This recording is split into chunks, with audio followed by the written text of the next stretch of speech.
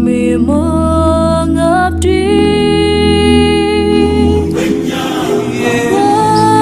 bagimu negeri, jiwa raga kami.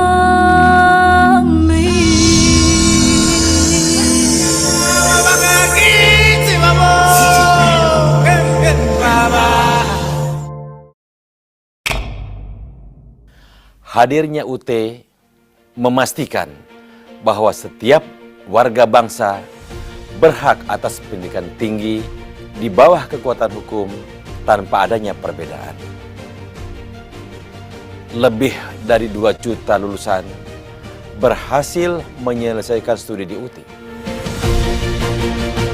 Kami bangga, sudah 4 dasawarsa UT hadirkan pendidikan berkualitas tanpa batas. UT selalu berfokus ke masa depan dengan tetap berpijak pada nilai-nilai dan budaya adiluhung Nusantara.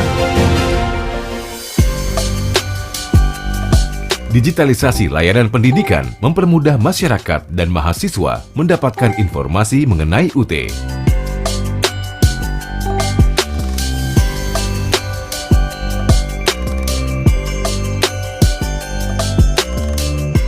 Selain tercetak, bahan ajar juga diberikan dalam bentuk digital, guna memudahkan mobilitas mahasiswa.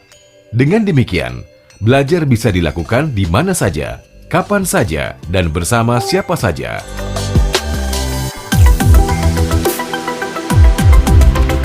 Digitalisasi pendidikan juga diformulasikan ke dalam loka pasar digital mata kuliah yang ditawarkan oleh Indonesia Cyber Education Institute atau ICE Institute.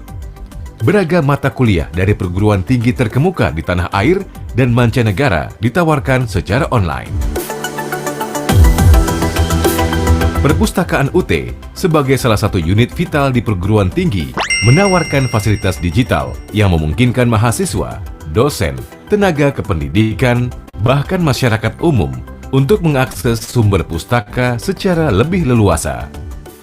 Beragam layanan yang diberikan memastikan student engagement dapat dilaksanakan dengan better, cheaper, and faster. UT pada tahun ini mengedepankan internasionalisasi program sebagai upaya menyejajarkan UT dengan perguruan tinggi jarak jauh berkualitas di dunia. Selain menawarkan program internasional, akreditasi internasional pun dilakukan. International Trust yang tinggi akan meningkatkan kredibilitas UT dan lulusannya.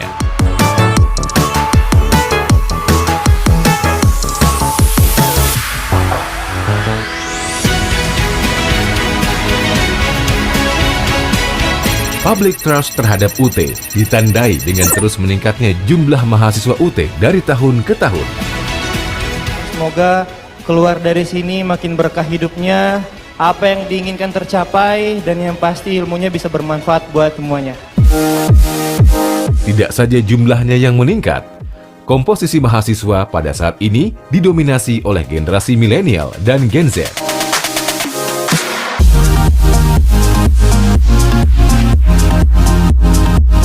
Untuk menjaga kualitas akademik, UT melibatkan BAN PT, Lembaga Akreditasi Mandiri, dan International Accreditation Bodies. Bahkan UT satu-satunya perguruan tinggi jarak jauh di Asia yang secara sukarela dan berkala mengundang ICDE untuk mereview semua layanan di UT. Kita ingin memastikan bahwa layanan yang diberikan telah memenuhi kaidah-kaidah dan standar kualitas yang diberikan oleh perguruan tinggi jarak jauh terkemuka di dunia. Pada tahun ini, jumlah program studi yang ditawarkan berjumlah 47 yang dikelola 4 fakultas dan sekolah pasca sarjana.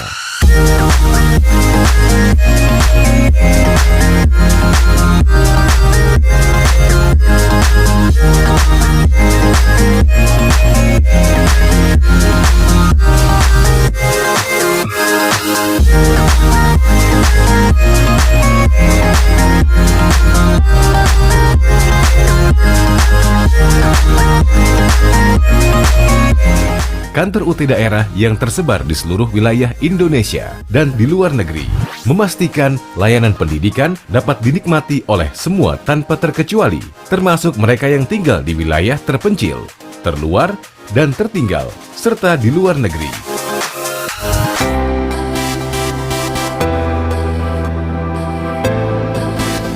Mungkin harus menunggu puluhan tahun atau ratusan tahun untuk membangun kampus di tempat ini. Puji Tuhan, dengan adanya UT, saya bisa kuliah meskipun saya tinggal di tempat yang amat terpencil seperti ini. Tanah airku tidak kulupakan, kan terkenang selama hidupku. Biarpun saya pergi jauh, tidak akan hilang dari kalbu.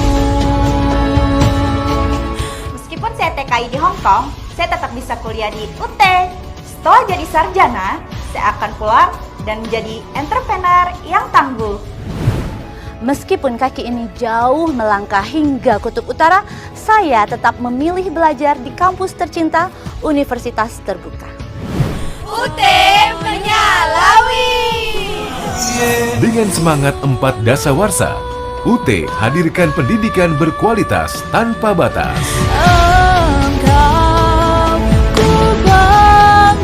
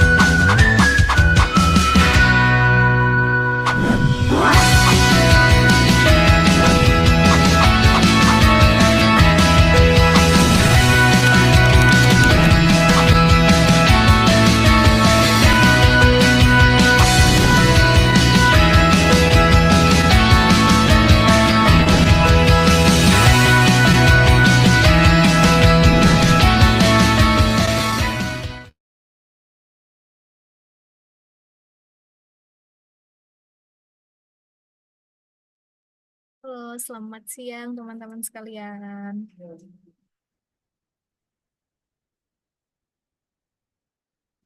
Suara saya terdengar dengan baik atau putus-putus?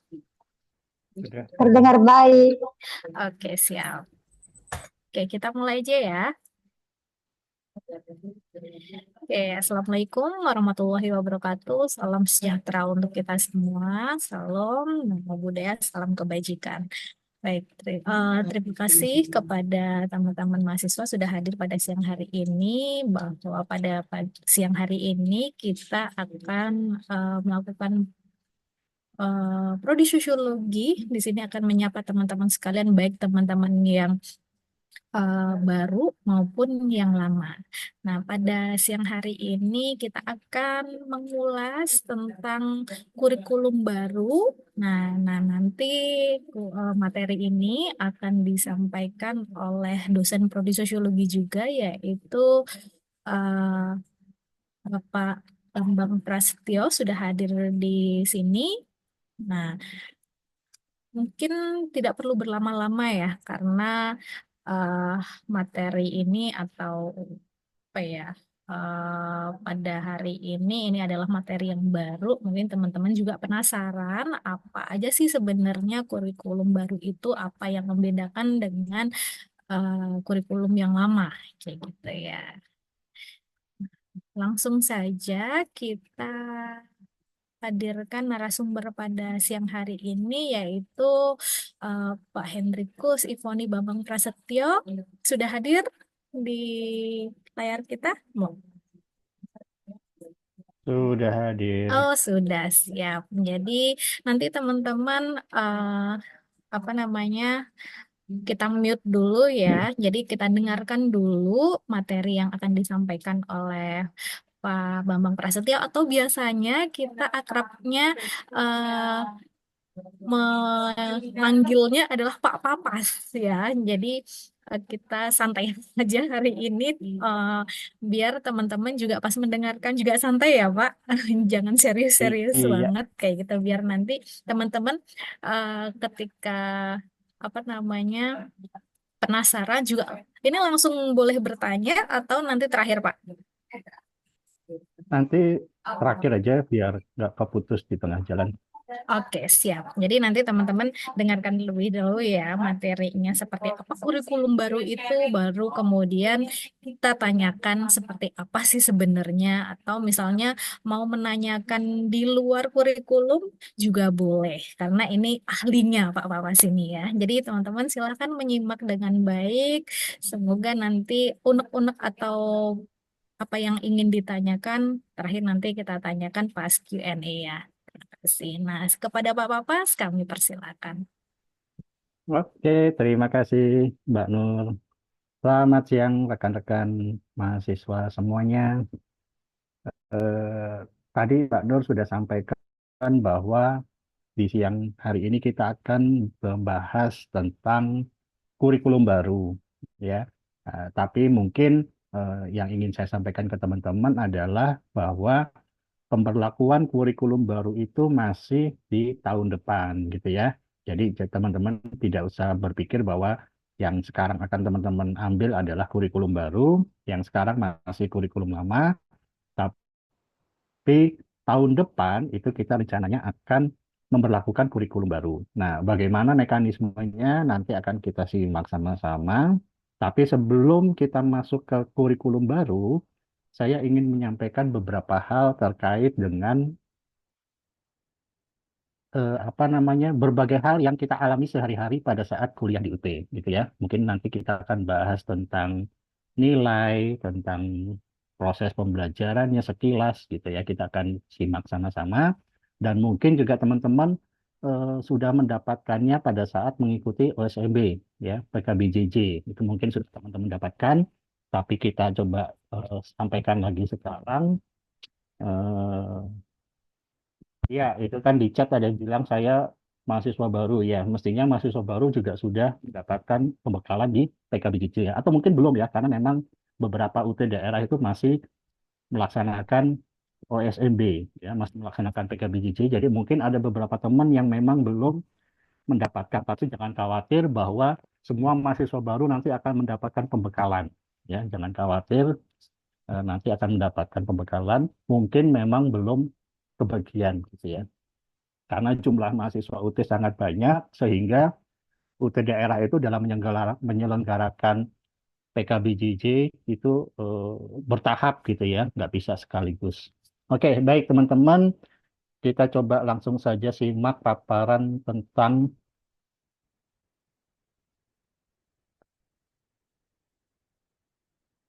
Oke.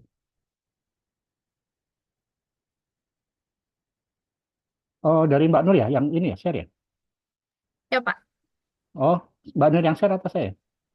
Kenapa? Yang men-share materinya Mbak Nur atau dari saya? eh ini dari kami Pak. Oh, oke, baik kalau gitu. Mm-mm. Ya udah. Baik teman-teman, jadi ini adalah sebelum kita masuk ke kurikulum baru, ini saya ingin menyampaikan beberapa hal terkait dengan proses pembelajaran di UT, ya. Mungkin teman-teman sudah tahu bahwa proses pembelajaran di UT itu memang berbeda dengan perguruan tinggi yang konvensional, ya. Kalau perguruan tinggi yang konvensional itu mereka ketemu langsung dengan dosennya, setiap minggu ketemu, ada perkuliahan di kelas, tapi kalau di UT itu kita sangat mengharapkan bahwa teman-teman mahasiswa itu adalah mahasiswa yang mandiri, ya. Pembelajar yang mandiri kita menyebutkannya.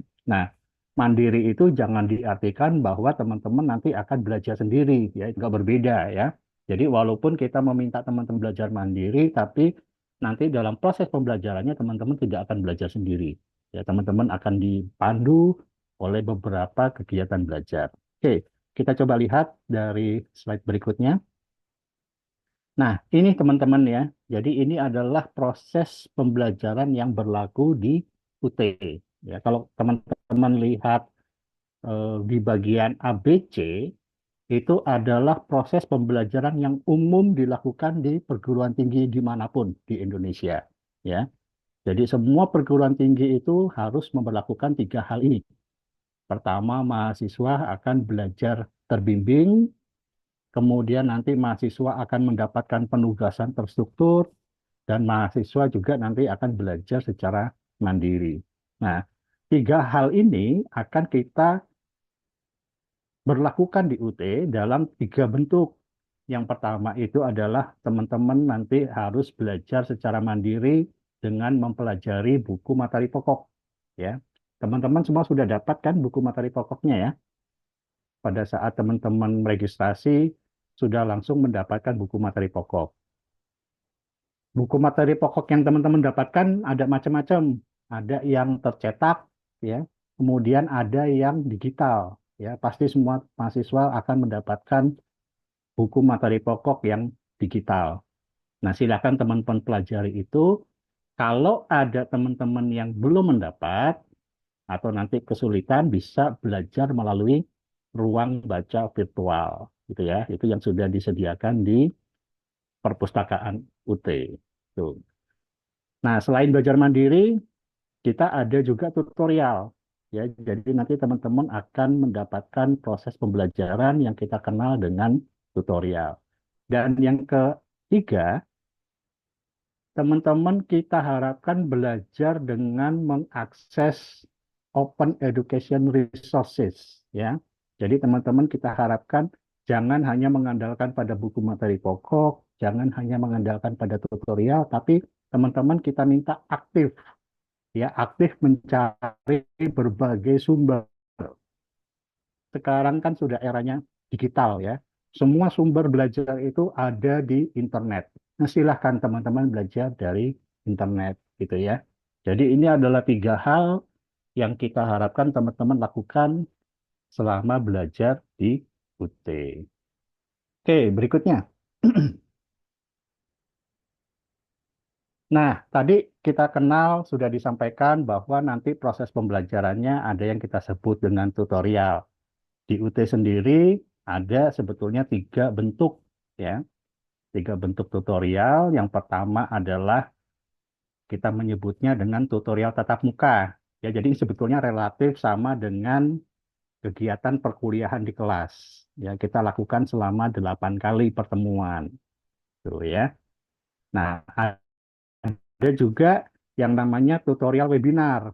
Ya, jadi seperti sekarang ini sebetulnya kita bisa anggaplah sebagai tutorial webinar ya. Jadi kita bisa ketemu langsung, kita bisa langsung diskusi. Kalau ada yang ingin ditanyakan bisa langsung dijawab dan sebagainya. Itu kita menyebutnya dengan tutorial webinar. Nah, ada yang kedua yang kita sebut dengan tutorial online. Nah, kalau yang tutorial online ini sama-sama dilakukan selama 8 kali, tapi sifatnya tidak langsung. Ya, jadi teman-teman nanti akan mendapatkan materi-materi, kemudian nanti ada form untuk apa, saluran untuk berdiskusi, kemudian nanti ada saluran untuk teman-teman mengerjakan tugas dan sebagainya. Ya, itu sifatnya tidak langsung. Jadi ketika teman-teman bertanya, mungkin dijawabnya bisa besok, gitu ya, bisa dijawabnya 2 hari kemudian dan sebagainya. Tapi biasanya sih akan selalu dijawab ya oleh tutor, oleh dosen-dosen gitu. Dan yang ketiga, ini yang kita sebut dengan tugas mata kuliah. Nah, ketiganya ini adalah teman-teman memilih salah satu ya, memilih salah satu. Jadi kalau teman-teman sudah ikut tutorial tatap muka, nggak perlu lagi ikut tutorial online. Gitu ya. Kalau teman-teman sudah ikut tutorial online, nggak perlu lagi ikut tugas mata kuliah. Tapi saran saya adalah teman-teman semaksimal mungkin memilih yang satu atau yang kedua. Ya, jadi teman-teman sebaiknya memilih tutorial tatap muka atau webinar, atau teman-teman pilihlah yang tutorial online, gitu ya. Kalau kedua-duanya ini tidak bisa, baru nanti teman-teman bisa mengikuti yang namanya tugas mata kuliah. Gitu ya, teman-teman ya. Jadi mudah-mudahan teman-teman nanti bisa memilih salah satu dari dua alternatif di atas, ya. Apakah yang tatap muka ataukah yang secara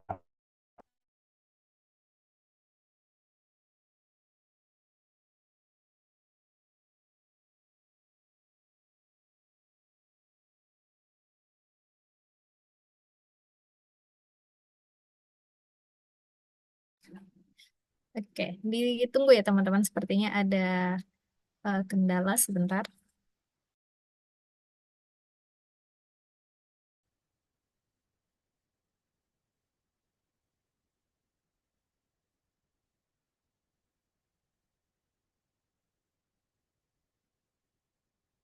Halo,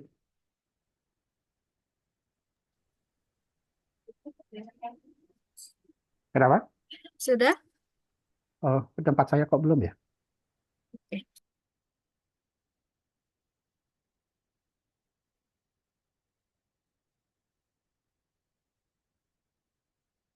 Oke, ya.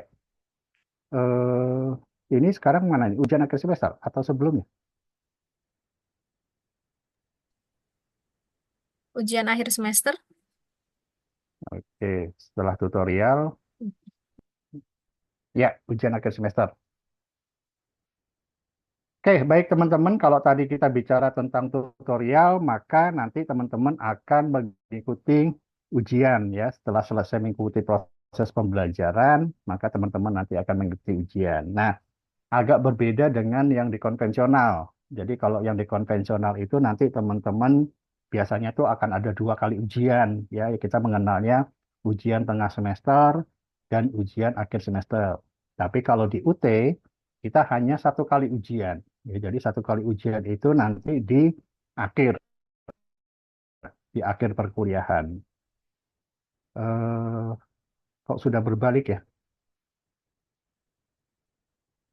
Oke, ya. Nah, kita hanya akan ada 1 kali di ujian akhir semester.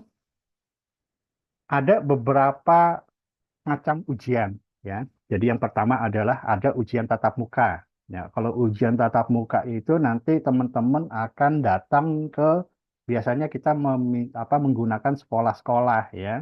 Jadi nanti teman-teman akan datang ke sekolah-sekolah, kemudian nanti teman-teman ikut ujian di situ, ya, ujian di situ.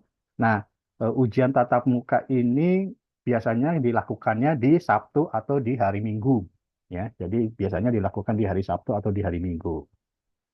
Selain ada ujian tatap muka, kita juga ada yang namanya ujian online. Nah, kalau ujian online ini sebetulnya relatif sama dengan yang tatap muka. Jadi teman-teman nanti akan datang ke sekolah yang sudah ditunjuk, kemudian nanti di situ mengerjakan tugas-tugasnya langsung di komputer, ya langsung di komputer. Jadi teman-teman nanti mengerjakannya dengan komputer. Tidak usah bawa komputer sendiri, ya nggak usah bawa laptop sendiri, karena nanti di sekolah-sekolah itu sudah disediakan komputer-komputernya, begitu ya. Jadi nanti teman-teman langsung mengerjakan di situ. Nah, keuntungan dari ujian online itu adalah teman-teman langsung sudah tahu nih berapa nanti nilai yang akan teman-teman dapat gitu ya. Nah, jadi ketika teman-teman udah selesai mengerjakan soal-soal, nanti langsung komputer itu ngasih tahu, oh Anda benarnya segini gitu ya. Misalnya ada 60 soal. Oh, Anda benarnya 30 soal. Nah, berarti kan teman-teman udah tahu, oh berarti nanti nilai saya nih kayak paling 50 nih gitu karena saya hanya benar 30 dari 60 gitu ya. Jadi kalau di ujian online itu teman-teman sudah langsung tahu nilainya. Tapi kalau yang ujian tatap muka itu biasanya belum tahu ya. Ujian tatap muka itu nanti teman-teman mengisi jawaban-jawabannya itu di selembar kertas ya. Selembar kertas seperti kalau teman-teman ikut ujian yang misalnya ujian yang biasanya selama ini ya, yang langsung mengerjakan kayak TOEFL dan sebagainya gitu ya. Jadi teman-teman melingkari jawaban-jawaban gitu ya dengan pensil kayak gitu. Nah, ada yang ketiga yang disebut dengan take home exam. Ya. Kalau yang ujian tatap muka dan ujian online itu nanti teman-teman biasanya dikasih waktu terbatas ya. Waktunya itu hanya sekitar 90 menit ya untuk mengerjakan tugas-tugas soal-soal ya untuk setiap satu mata kuliah. Tapi kalau yang take home exam itu biasanya dikasih waktu sekitar 12 jam ya, 12 jam atau 8 jam saya lupa. Nah, itu waktunya agak panjang, tapi juga soalnya tentunya akan berbeda dengan kalau teman-teman mengikuti ujian tatap muka dan ujian online, gitu ya. Nah, kalau tadi tutorial teman-teman bisa milih, oh saya mau ujian apa tutorial tatap muka, oh saya mau tutorial online. Kalau yang ujian ini tidak bisa memilih, ya karena memang sudah ditentukan oleh prodi. Jadi ada mata kuliah yang memang sudah nantinya akan ujian tatap muka. Ada mata kuliah yang nantinya akan dalam bentuk ujian online, gitu ya. Ini teman-teman tidak bisa memilih dan teman-teman sudah tahu ketika teman-teman registrasi, ya. Mestinya waktu saat teman-teman registrasi sudah dikasih tahu bahwa nanti ujiannya itu dalam bentuk ujian online atau nanti ujiannya dalam bentuk ujian tatap muka, ya. Teman-teman waktu pada saat registrasi sudah dikasih tahu sehingga sudah punya gambaran nanti ujiannya akan seperti apa. Nah, sekalipun sudah ditentukan, masih dibuka kemungkinan kalau pada saat mau ujian nanti teman-teman ingin beralih ya, misalnya pada saat ujian tatap muka teman-teman tidak bisa hadir, berhalangan, maka teman-teman bisa mengajukan peralihan dari ujian tatap muka ke ujian online. Tentunya nanti ada teman-teman harus mengeluarkan biaya 150.000 per mata kuliah ya. Jadi kalau misalnya teman-teman ujian tatap muka ada 3 di hari itu, tapi teman-teman nggak bisa hadir, maka teman-teman meminta ke UT daerah untuk dialihkan ke ujian online, maka per mata kuliahnya teman-teman harus membayar 150.000. Kira-kira seperti itu ya.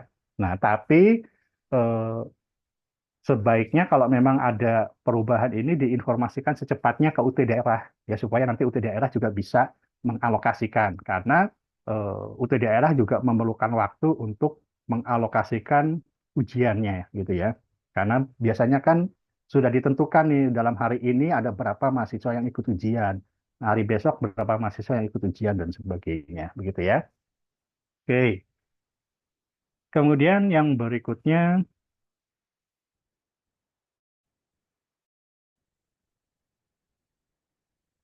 ya, nah ini kita bicara tentang komponen nilai, teman-teman ya.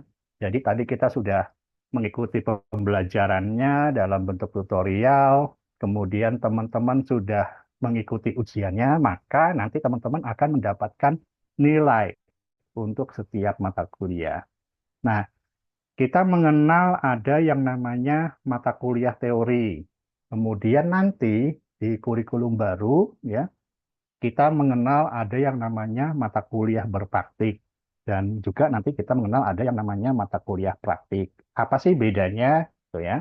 Nah, bedanya adalah kalau mata kuliah teori itu adalah sifatnya tidak ada satu kegiatan atau tugas-tugas yang dipraktikkan, ya, yang dikerjakan, begitu ya. Jadi semuanya murni belajar tentang teori. Nah, nanti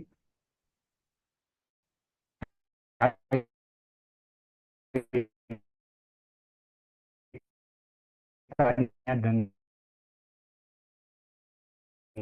nilai, maka itu nilai di akhir semesternya. Dan kontribusi dari nilai tutorial, gitu ya. Jadi untuk mata kuliah teori itu nanti nilainya nanti akan teman-teman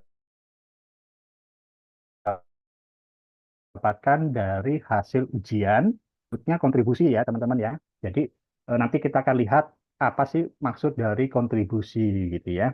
Jadi ada nilai UAS dan kontribusi dari tutorial. Nah, untuk mata kuliah berpraktik itu adalah mata kuliah yang selain teman-teman belajar teorinya, maka teman-teman juga nanti akan diminta untuk mempraktikkan sesuatu.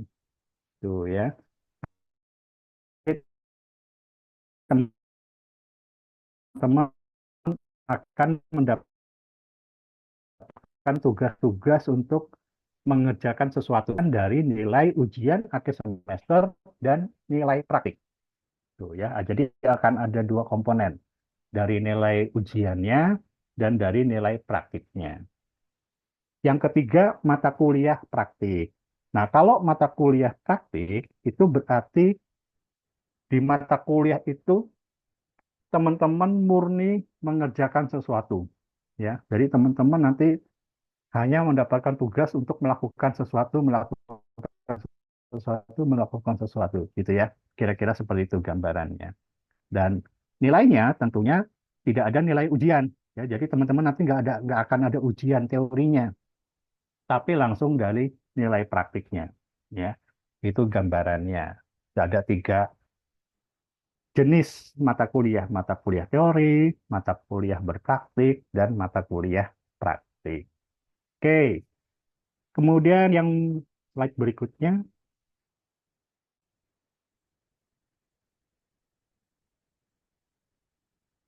Ya, nah ini tadi ya, saya beri tekanan bahwa mata kuliah teori itu sumber nilainya adalah dari nilai ujian dan kontribusi dari tutorial. Ya, nah kenapa kita menyebutnya kontribusi dari tutorial?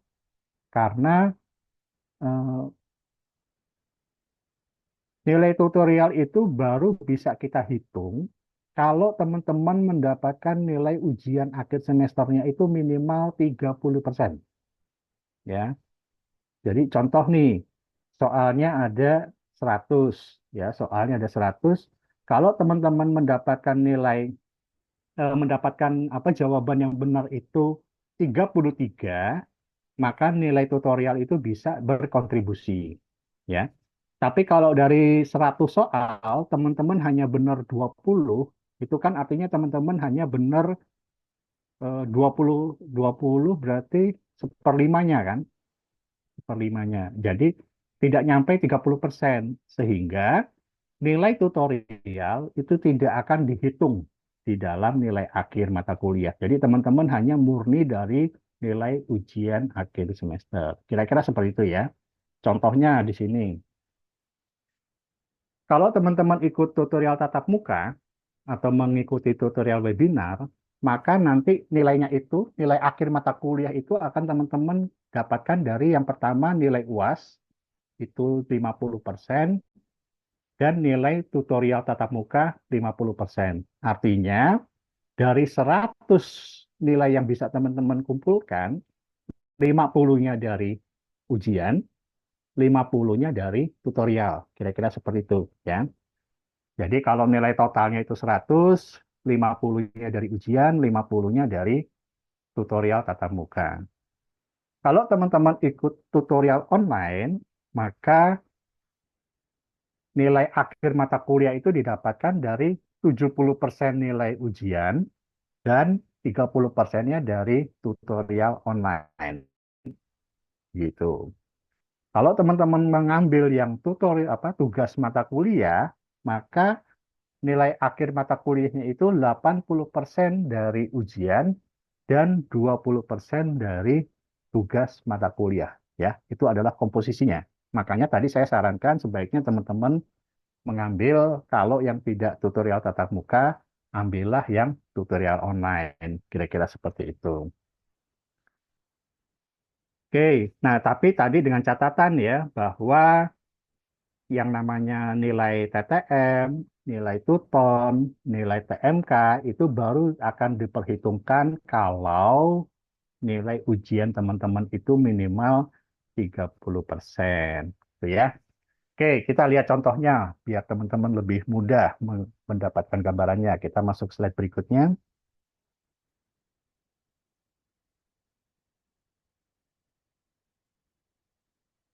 Oke, ini contohnya ya teman-teman ya. Jadi teman-teman sudah mengikuti ujian akhir dan mendapatkan nilai 80 ya. Jadi teman-teman dapat UAS-nya itu 80. Kemudian teman-teman sudah selesai mengikuti tutorial tatap muka dan diberi nilai 90 ya. Artinya apa? Nah, kalau teman-teman dapat nilai 80 di ujian, itu kontribusinya 50% ke mata kuliah. Ya, jadi 80 yang teman-teman dapatkan di ujian itu nanti akan dikalikan 50%. Demikian pula halnya yang tutorial tatap muka. Ya, teman-teman dapat tutorial tatap mukanya 90, karena kontribusi TTM itu 50%, maka 90 dikali 50%. Sehingga nanti teman-teman mengumpulkan poinnya itu ada berapa? Untuk ujiannya dapat 40, untuk TTM-nya dapat 45. Nah, baru dijumlahkan total mata kuliah, nilai mata kuliahnya itu adalah 95. Ya, kira-kira seperti itu gambarannya. Mudah-mudahan teman-teman bisa menangkap ya. Jadi, karena ujian itu hanya berkontribusi 50%, maka dari 80 yang teman-teman dapatkan, itu mendapat jadi poinnya 40. Dari 90 nilai itu web, karena tuh webnya berkontribusi 50%, maka teman-teman sudah mendapatkan 45 dari tuh web. Dijumlahkan antara tuh web dan UAS, 40 ditambah 45, maka nilai akhir yang teman-teman dapatkan itu 95. Gitu ya, kira-kira perhitungannya. Nanti demikian pula dengan Tuton. Ya, kalau Tuton tadi kan hanya 30%, maka nanti yang 90 ini dibagi dikalikan dengan 30%. Kira-kira seperti itu. Nah, tadi saya sampaikan bahwa nilai tutorial itu bisa berkontribusi kalau teman-teman nilai UASnya itu 30%. Ya. Nah, contoh yang di bawahnya ini adalah ketika teman-teman mendapatkan nilai UAS itu 25. Ya. Nilai UASnya hanya 25 dari 100, sehingga teman-teman tidak mencapai nilai minimal 30%. Sehingga sekalipun teman-teman dapat nilai 90 di dalam tutorial, nilai 90 di dalam tutorial ini tidak bisa berkontribusi. Gitu ya. Kenapa tidak bisa berkontribusi? Karena ujiannya hanya mendapatkan nilai 25. Nah, ujian dapat nilai 25 itu berarti tidak memenuhi kriteria minimal 30%. Sehingga nilai akhir mata kuliahnya itu hanya dihitung dari nilai UASnya saja. Gitu ya, kira-kira ya. Sehingga yang walaupun TTM-nya sangat bagus, ya nilainya 90, tapi nggak bisa berkontribusi ke nilai akhir mata kuliah. Begitu ya, teman-teman ya. Jadi, usahakan nanti nilai ujian akhirnya minimal 30%. Oke, mudah-mudahan bisa dipahami. Kita masuk ke slide berikutnya.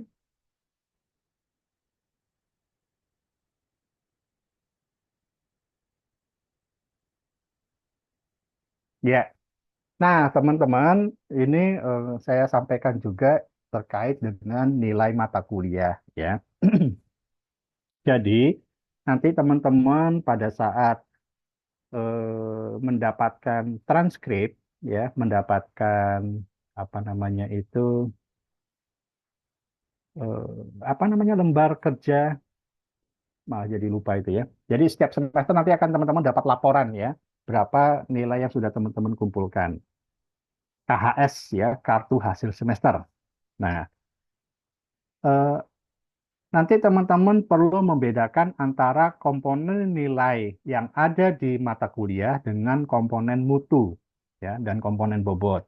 Jadi nilai yang teman-teman dapatkan nanti di dalam kartu hasil semester itu adalah nilai yang dalam bentuk huruf ya, dalam bentuk huruf. Jadi nanti ada nilai A, A min, B, B min, C, C min, D, dan E. Itu ya. Kalau teman-teman dalam satu mata kuliah mendapatkan nilai 80 sampai dengan 100, maka nanti teman-teman mendapatkan nilai A. Gitu. Kalau teman-teman mendapatkan nilai 75 sampai kurang dari 80, nanti maka teman-teman di mata kuliah itu mendapatkan nilai A min. Kalau teman-teman dapat nilai ujiannya itu, nilai mata kuliahnya itu 70 sampai dengan kurang dari 75, maka dapat nilai B. Begitu seterusnya ya. Jadi ada nilai A, nilai A min, B, B min, C, C min, D, dan E. Nah, nilai E ini teman-teman dapatkan ketika teman-teman mendapatkan nilai akhir mata kuliahnya itu adalah antara 0 sampai dengan kurang dari 40. Gitu ya.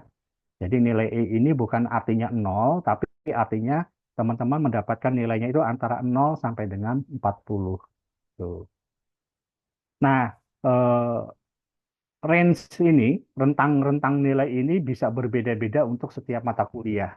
Ya, jadi mungkin nanti di mata kuliah tertentu rentang nilainya akan berbeda. Ya, tapi ini bisa dijadikan semacam patokan, ya, patokan umum bahwa oh kalau nanti teman-teman dapat nilai 90 maka teman-teman akan mendapatkan nilai A, ya. Oh kalau nanti teman-teman dapat nilai 65 ya kurang lebih maka nanti teman-teman akan mendapatkan nilai B-min. Begitu ya. Jadi ini adalah huruf yang menggambarkan nilai akhir dari setiap mata kuliah berdasarkan tentang nilainya. Nah, kemudian nilai-nilai yang teman dapatkan ini nanti akan diberi bobot, ya, diberi bobot atau diberi mutu. Nanti ini nanti yang akan memperhitungkan yang kita sebut dengan indeks prestasi, ya. Indeks prestasi itu belum, kita balik dulu ke slide sebelumnya. Jadi komponen mutu dan bobot ini nanti yang akan menjadi dasar untuk penghitungan indeks prestasi, ya. Jadi kalau teman-teman mendapatkan nilai A untuk satu mata kuliah, dia akan diberikan bobot 4. Tuh ya. Kalau teman-teman dapat nilai A- di dalam satu mata kuliah, kita akan berikan bobot 3,5. Teman-teman dapat B, kita beri bobot 3. Dapat B- kita beri bobot 2,5. Dapat C, kita kasih bobot 2. Dapat C- kita kasih bobot 1,5. Dapat D, kita kasih bobot 1. Dapat E, kita kasih bobot 0. Tuh ya. Jadi ini kita bicara tentang bobot. Jadi teman-teman harus membedakan antara mutu ya atau bobot mata kuliah dengan nilai mata kuliah gitu ya. Jadi teman-teman dapat nilai akhir mata kuliahnya itu 90. Oh, berarti 90 itu teman-teman mendapatkan nilai A. Nah, nilai A yang teman-teman dapatkan itu akan mendapatkan bobot 4 gitu ya. Oke, kita masuk ke slide berikutnya.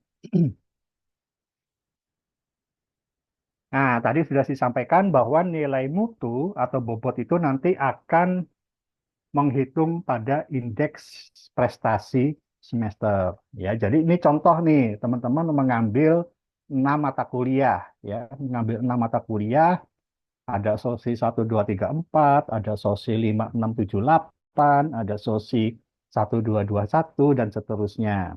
Masing-masing mata kuliah ada namanya SKS, ya, Satuan Kredit Semester, gitu ya. Misalnya yang mata kuliah sosi 1, 2, 3, 4 itu SKS-nya 3. Yang sosi 5, 6, 7, 8 SKS-nya 2. Sosi 1, 2, 2, 1 SKS-nya 4 dan seterusnya. Kemudian untuk sosi 1, 2, 3, 4 teman-teman dapat nilai akhirnya itu 65. Ya. Nah, karena dapat nilai akhir 65 maka dalam huruf itu teman-teman mendapatkan nilai B-min. Gitu ya, dapat nilai B-min. Nah, karena nilai B-min, maka mutunya adalah 2,5. Tuh. Kemudian, nanti untuk menghitung indeks prestasinya, itu akan kita kalikan antara mutu dengan SKS-nya. Tuh ya, kita kalikan mutu dengan SKS-nya, sehingga SKS-nya 3, mutunya 2,5 menjadi 7,5. Begitu juga dengan yang sosi 5, 6, 7, 8. SKS-nya 2, karena nilai akhirnya adalah 25, maka diterjemahkan dalam huruf menjadi nilai E.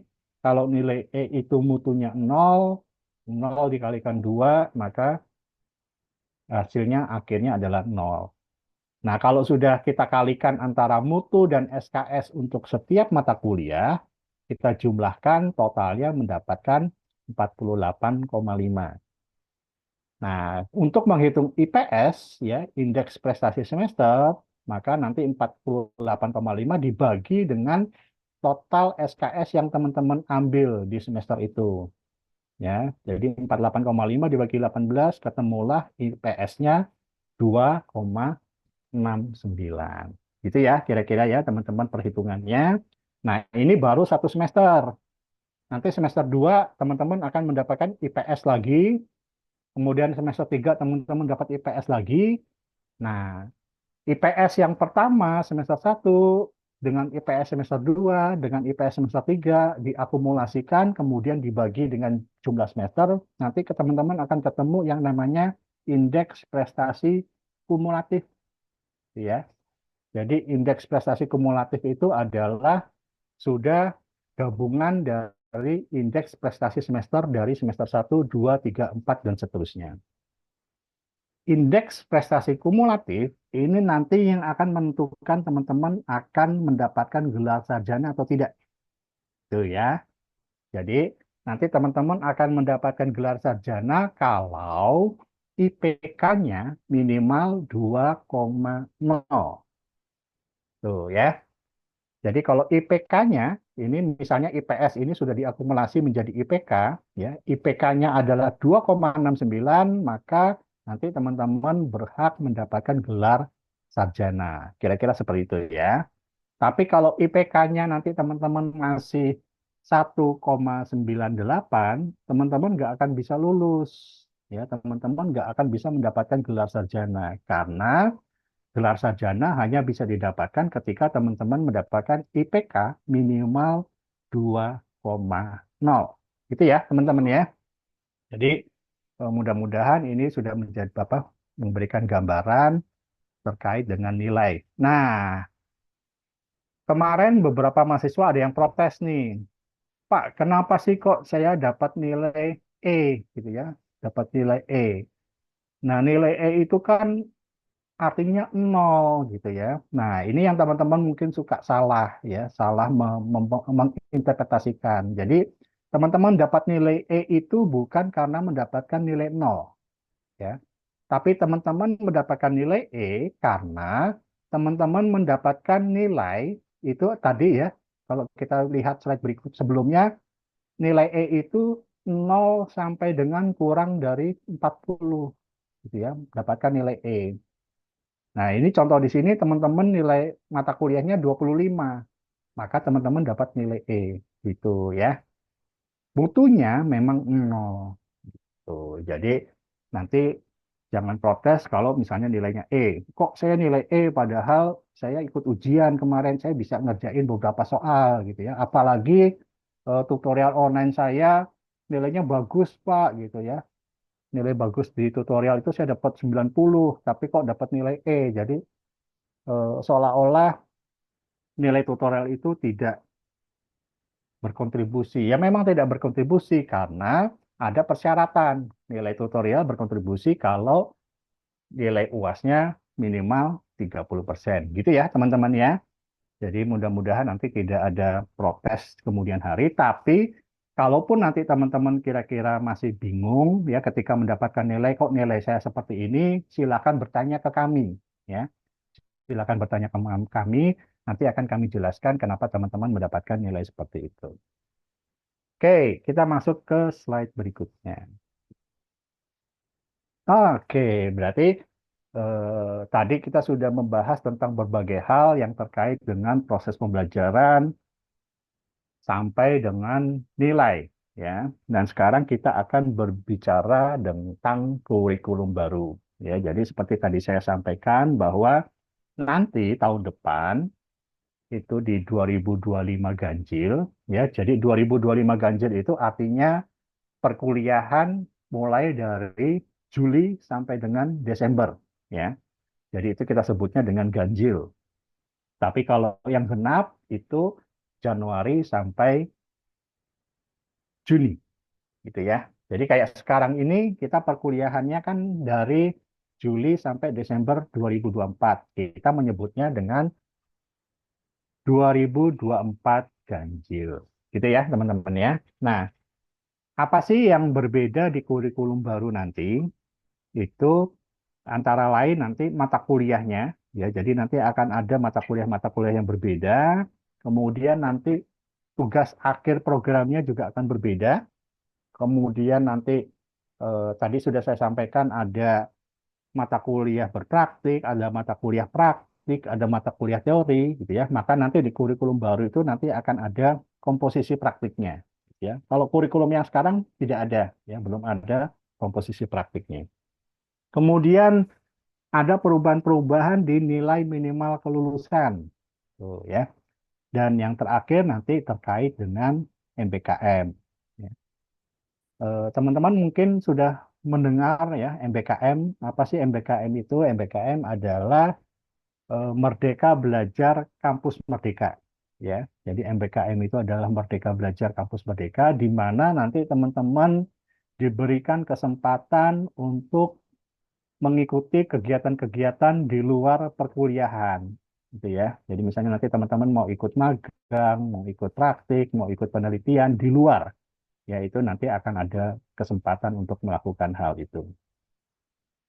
Oke, slide berikutnya. Ya, ya. Jadi ini adalah contoh-contoh mata kuliah baru yang nanti akan teman-teman dapatkan di kurikulum baru, ya.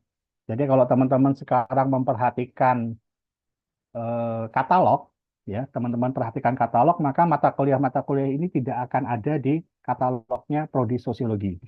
Ya, jadi nanti ini baru akan teman-teman dapatkan di kurikulum baru di 2025 ganjil, ya.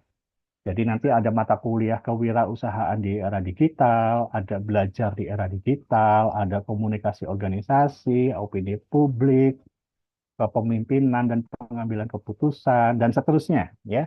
Jadi ini adalah mata kuliah baru yang nanti akan ada di kurikulum baru, gitu ya. Nah, kemudian kalau ada mata kuliah baru, tentunya pasti akan ada mata kuliah yang tidak akan ada lagi. Ya, jadi kalau sekarang ada di kurikulum sekarang ada mata kuliah, tapi nanti kurikulum baru mata kuliah itu menjadi hilang, tidak ada lagi. Apa contohnya? Kita lihat slide berikutnya.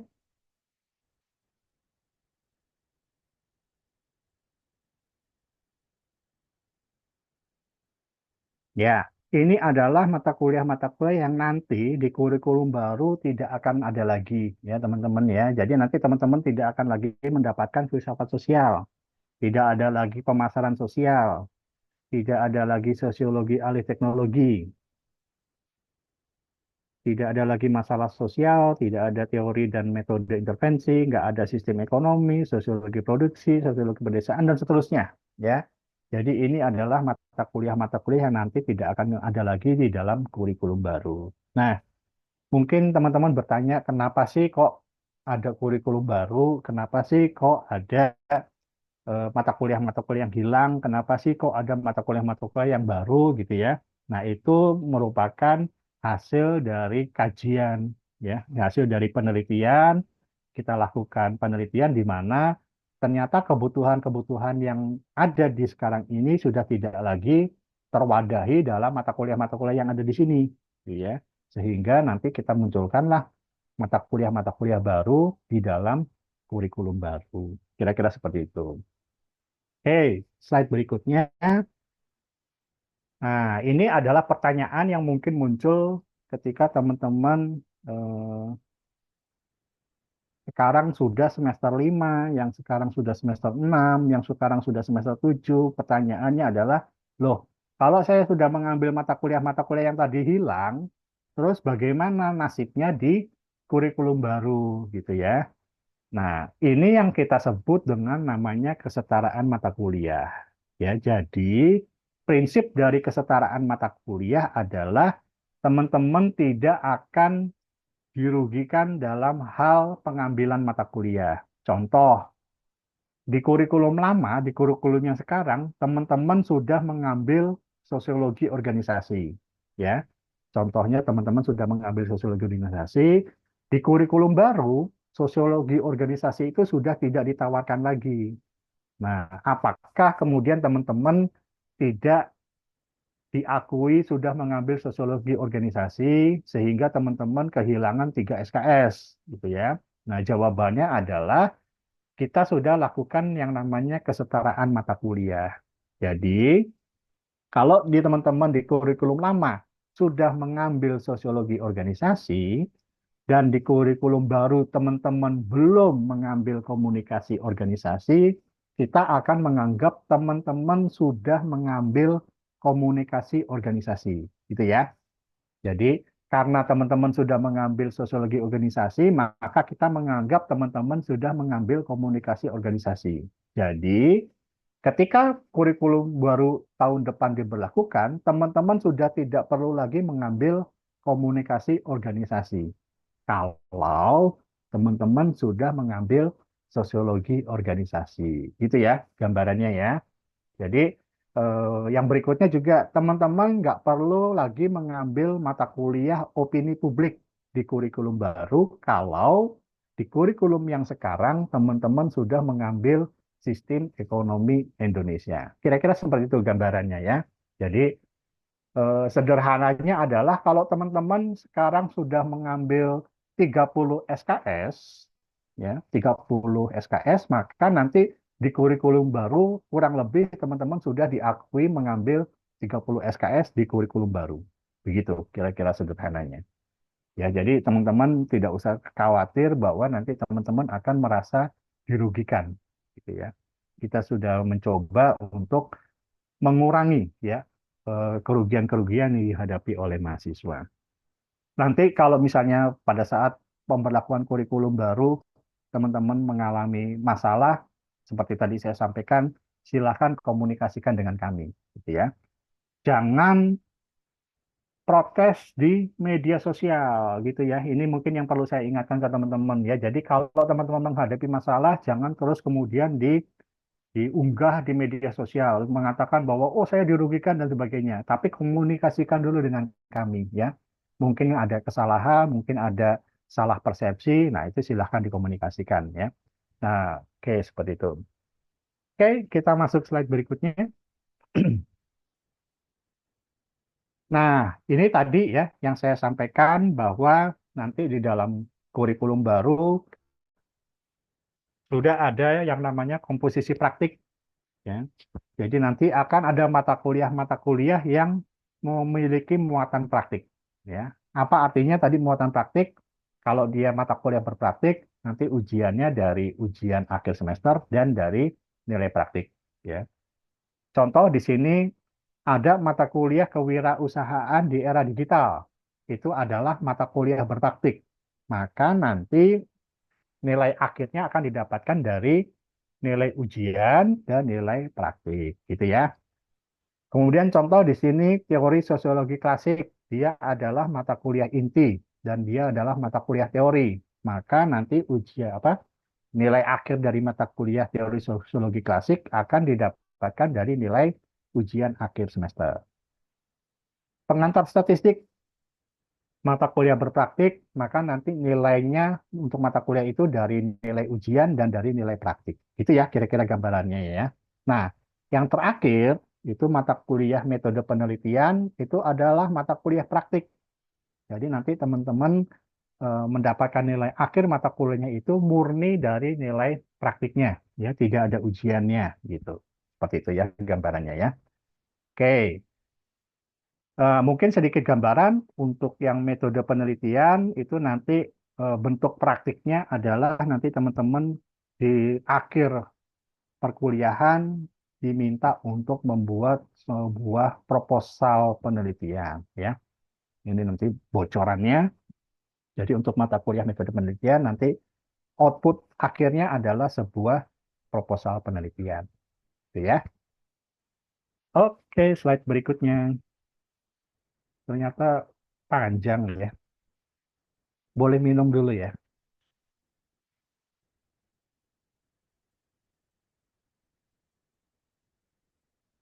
Bukan promosi ya, kalau saya meminum ini, jadi seolah-olah saya promosi untuk membeli ini. Oke.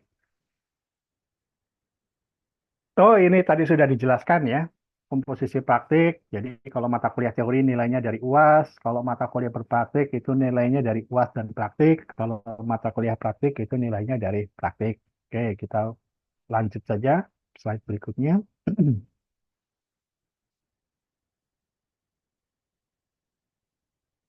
Masih berapa puluh slide lagi? Nggak banyak lagi ya. Oke, nah ini teman-teman ya, nilai minimal kelulusan mata kuliah. Ini adalah satu hal yang boleh dikatakan sangat berbeda dengan kurikulum yang sekarang ya. Jadi kalau di kurikulum yang sekarang itu mayoritas teman-teman bisa lulus mata kuliah ini kalau mendapatkan nilai minimal D ya, delta ya. Nilai D itu teman-teman masih lulus mata kuliah ini. Tapi di kurikulum baru mata kuliah ini mensyaratkan minimal kelulusannya adalah C ya. Dan bahkan untuk yang tugas akhir program minimal teman-teman harus mendapatkan nilai B, ya, Bravo, gitu ya. Jadi ini memang sangat berbeda dengan kurikulum lama. Kalau kurikulum lama itu didominasi oleh nilai kelulusan minimal D, ya, Delta. Tapi kalau di kurikulum baru, nilai minimal kelulusannya adalah C, gitu ya. Nah, kenapa sih kok kita, kalau teman-teman bilang tega banget gitu ya, dulu D aja lulus kok kenapa sekarang harus C gitu ya. Nah, ini karena kita mempertimbangkan pada nanti IPK yang akan teman-teman dapatkan ya. Kalau nilainya D semua ya, delta semua, itu nanti teman-teman IPK-nya akan hanya sekitar 2, ya 2,0, 2,1 gitu ya.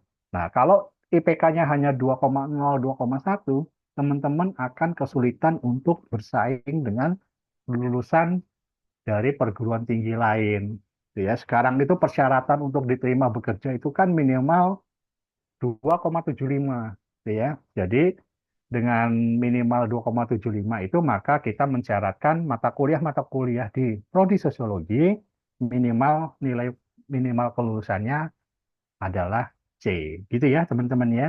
Jadi mudah-mudahan ini bukan menambah beban teman-teman, tapi berpikirnya jauh ke depan bahwa nanti teman-teman akan mempunyai indeks prestasi kumulatif yang lebih baik. Gitu ya. Oke, yang slide berikutnya. Nah, ini kayaknya slide terakhir nih kalau bau-baunya MBKM gitu ya. Nah, teman-teman, jadi untuk MBKM itu nanti teman-teman sebetulnya ini dimulai dari semester sekarang ya. Dari semester sekarang, kalau teman-teman akan mengikuti MBKM, teman-teman harus mendaftar di portal mbkm.ut.ac.id ya. Jadi berarti nanti teman-teman akan ada dua pendaftaran ya. Pendaftaran yang pertama teman-teman akan mendaftar di portalnya MBKM yang diselenggarakan oleh mitra ya, diselenggarakan oleh mitra. Misalnya teman-teman ikut di Bangkit gitu ya, di Bangkit maka teman-teman nanti akan meregistrasikan di Bangkit gitu ya, di portalnya Bangkit. Nah, setelah teman-teman diterima di Bangkit, maka teman-teman wajib ya mendaftar di mbkm.ut.ac.id. Kenapa wajib mendaftar di portal MBKM? Karena hasil MBKM itu hanya bisa dikonversi kalau teman-teman mendaftar di mbkm.ut.ac.id. Ya.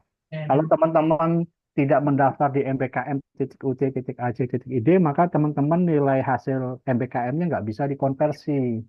Itu sayang kan? Jadi nanti teman-teman wajib mendaftar di portal MBKM. Nah, ketika teman-teman masuk ke MyUT, ya, ketika teman-teman masuk ke myut.ut.ac.id, maka teman-teman sudah diarahkan, ya, diarahkan untuk mengambil MBKM di portal, ya. Di MyUT langsung dikasih tahu, dikasih informasi, Anda layak atau Anda berhak untuk mengikuti MBKM, gitu ya. Nah, apa sih yang dianggap nggak layak, yang dianggap tidak berhak untuk mengikuti MBKM? Ada ketentuan, ya. MBKM itu hanya bisa diambil kalau teman-teman sudah semester 5 minimal, ya. Jadi MBKM itu hanya bisa diambil kalau teman-teman ada di semester 5 atau di semester 6, ya. Hanya 2 semester itu saja. Ya, jadi kalau teman-teman baru semester 4, maka MyUT tidak akan menginformasikan bahwa Anda berhak untuk mengikuti MBKM. Tapi ketika teman-teman sudah masuk di semester 5, nanti MyUT akan ngasih tahu, Anda berhak mendaftar MBKM. Silakan masuk ke mbkm.ut.ac.id. Gitu ya, teman-teman ya. Jadi nanti silakan disimak di MyUT. Nah, kalau bagaimana dengan teman-teman yang non-SIPAS gitu ya. Teman-teman sudah tahu perbedaan antara SIPAS dan non-SIPAS? Ya, jadi kalau teman-teman yang SIPAS itu adalah teman-teman yang mengambil sesuai dengan paket arahan. Ya, kita kan di katalog sudah ada paket arahan tuh. semester 1 ngambil mata kuliah apa saja, semester 2 ngambil mata kuliah apa aja, ya. Kalau teman-teman mengikuti paket arahan itu, maka teman-teman dikatakan sebagai mahasiswa SIPAS. Tapi kalau teman-teman ngambil mata kuliahnya acak, itu maka teman-teman dikatakan non-SIPAS, ya, non-sistem paket semester. Kalau teman-teman yang non-SIPAS, maka minimal untuk mengikuti MBKM adalah teman-teman sudah menempuh minimal 70 SKS, gitu ya. Jadi kalau yang SIPAS, teman-teman sudah semester 5, tapi kalau yang non-SIPAS minimal 70 SKS sudah ditempuh. Begitu.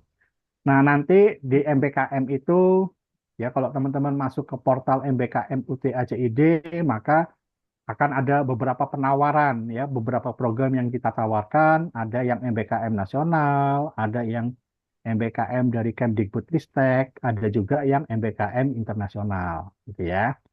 Nah, untuk masuk ke portal MBKM, maka teman-teman sudah difasilitasi dengan single sign-on, ya, SSO. Nah, apa sih yang dimaksud dengan single sign-on? Ya, jadi ini adalah kalau teman-teman sudah punya akunnya Microsoft, ya, mudah-mudahan semua sudah punya ya akun Microsoft ya. Jadi yang pakai ekampus.ut.ac.id itu adalah akunnya Microsoft 365, maka teman-teman tinggal memilih yang Microsoft 365. Ya, tidak perlu lagi mengisi username, mengisi password dan sebagainya, ya. Jadi tinggal mengklik saja yang Microsoft 365 sudah otomatis masuk ke portal.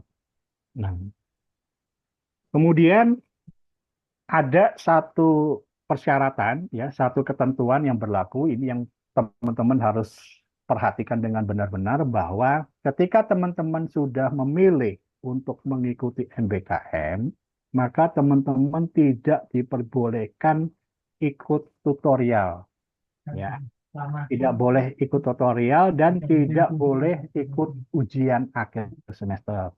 Nah, terus gimana nilainya? Nah, nilai dari mata kuliah yang teman-teman registrasikan di semester berjalan nanti akan dikonversi dari nilai MBKM. Gitu ya. Jadi misalnya teman-teman ikut MBKM program magang, ya, program magang di BTN. Ini misalnya BTN, kita sekarang lagi ada kerjasama dengan BTN, sehingga banyak mahasiswa kita, ya, ada hampir 100 mengikuti magang di BTN. Nah, itu mereka nggak ikut tutorial, mereka nggak ikut ujian. Nanti nilai dari mata kuliah yang mereka registrasikan di semester sekarang itu diambil dari nilai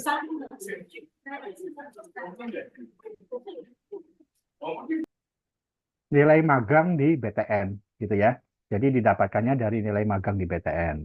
Tuh. Misalnya dari magang di BTN dapat nilai 90, maka semua mata kuliah nanti akan dapat nilai 90. Kira-kira seperti itu gambarannya, ya. Jadi tidak boleh, ya, tidak boleh ikut tutorial dan tidak boleh ikut ujian, karena memang mahasiswa ketika sudah memilih MBKM tidak boleh mundur dari kegiatan MBKM. Itu ya. Nah, kemudian ketika teman-teman mengikuti MBKM, maka nanti teman-teman wajib mengikuti semacam tutorial, ya, di silayar, ya, silayar.ut.ac.id. Tuh ya. Nah, silayar.ut.ac.id adalah satu aplikasi bagi teman-teman untuk mengisi semacam logbook, ya. Jadi di situ nanti teman-teman menceritakan kegiatan apa saja yang teman-teman lakukan selama magang, kemudian mengisi tugas-tugas yang diberikan dan sebagainya itu di silayar.ut.ac.id. Gitu ya, kira-kira ya teman-teman gambarannya. Nah, kita ke slide berikutnya. Ini adalah kayaknya contoh ya. Ya, ini adalah contoh dari portal MBKM. Ya, jadi kalau teman-teman mengetikkan mbkm.uc.ac.id, maka teman-teman akan masuk ke menu ini, ya. Menu ini itu di situ sudah ada pilihannya MBKM UT Nasional. Kalau teman-teman buka nanti akan ada berbagai macam program. Kemudian ada MBKM Kemdikbudristek, ada MBKM UT Internasional. Nah, kalau teman-teman klik yang login, itu kita akan masuk ke slide berikutnya, ya. Kalau teman-teman mencoba login, sebelum login ini berarti ya. Ini adalah contoh beberapa program yang ada di MBKM. Ya, jadi kalau misalnya nanti teman-teman pilih yang MBKM nasional, di sini akan ada program teaching assistance, ada entrepreneurship, ada internship dan seterusnya. Ya, nanti teman-teman bisa buka-buka sendiri ya portal MBKM ya. Kalau teman-teman membuka yang Kemdikbudristek itu di situ ada entrepreneurship, ada internship, ada Build Village dan ada student exchange dan masih banyak lagi ya. Ini hanya sekedar contoh saja yang ditampilkan. Nah, kalau teman-teman memilih yang MBK internasional, itu ada beberapa program di antaranya ada Humanity Project, ada Summer Course, dan sebagainya. Gitu ya. Nanti teman-teman bisa eh, browsing sendiri, bisa lihat-lihat sendiri di mbkm.ut.ac.id. Nah, kalau teman-teman mau login, tadi yang saya sampaikan, teman-teman nggak perlu mengisi email, nggak perlu mengisi password, ya, nggak perlu mengisi pertanyaan yang diajukan, tapi teman-teman bisa langsung klik yang Microsoft 365. Ya. Pilih yang langsung Microsoft 365 dengan catatan teman-teman sudah aktif Microsoft-nya, ya, akun Microsoft-nya. Ya, jadi yang ekampus.ut.ac.id sudah teman-teman aktifkan. Mudah-mudahan sudah ya, karena itu memang manfaatnya banyak sekali ya teman-teman ya. Dengan memiliki akun itu, teman-teman mempunyai berbagai macam akses, termasuk diantaranya dengan WiFi ID, kemudian akses untuk apa namanya, mendapatkan akses untuk Excel dan sebagainya, Microsoft Word dan sebagainya. Ya, itu banyak keuntungan-keuntungan yang teman-teman dapatkan dari akun Microsoft 365. Oke, teman-teman, saya kira itu saja yang bisa saya sampaikan. Mudah-mudahan banyak manfaat yang teman-teman dapatkan. Sekali lagi saya sampaikan, kalau ada masalah-masalah yang teman-teman hadapi nanti pada saat kuliah, pada saat ujian, itu silakan berkomunikasi dengan kami ya. Mudah-mudahan teman-teman sudah bergabung di WA Group ya. Mungkin ada beberapa yang bergabung di Instagram dan sebagainya. Nah, itu silakan manfaatkan itu untuk kita bisa berkomunikasi.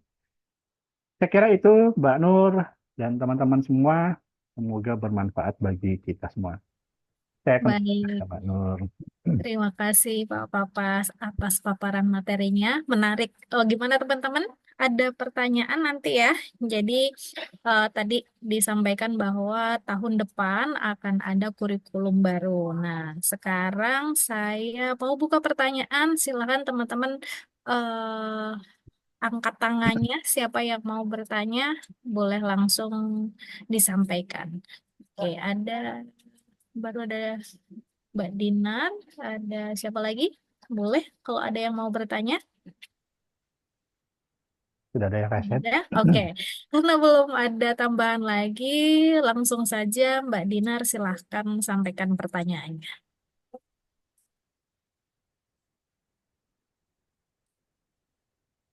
Uh,